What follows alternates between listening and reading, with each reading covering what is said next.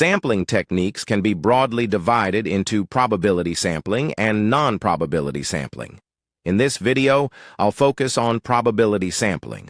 Here, every member of the population has a known, non-zero chance of being selected.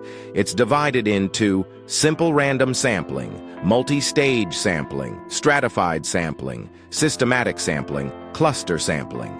Cluster sampling divides the population into clusters and randomly selects whole clusters. Systematic sampling selects every interval element from a list after a random start.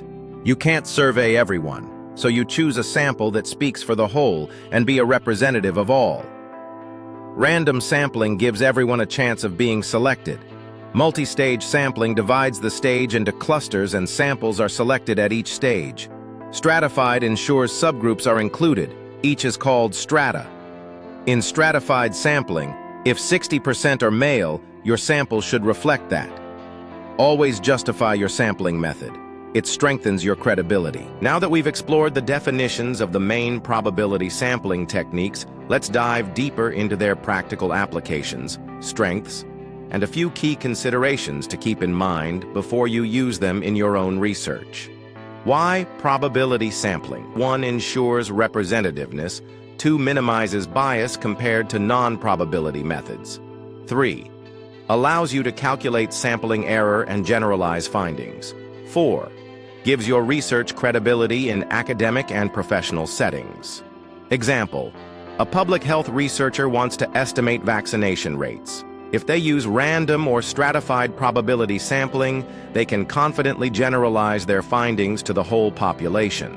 Let's discuss proportional stratified sampling. Here, the sample size from each stratum is proportional to the size of the stratum in the population. See formula. Larger strata gets more samples, smaller strata gets fewer, but all are represented fairly. Systematic sampling, the interval element. Steps: 1.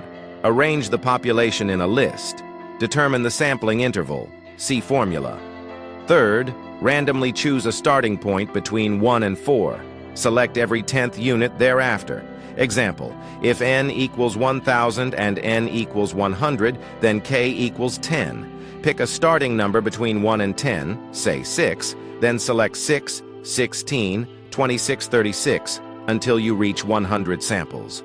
In my next video, I'll discuss further on other advanced applications of probability sampling. If this video helped you, like, share, subscribe, and follow for more research explainers.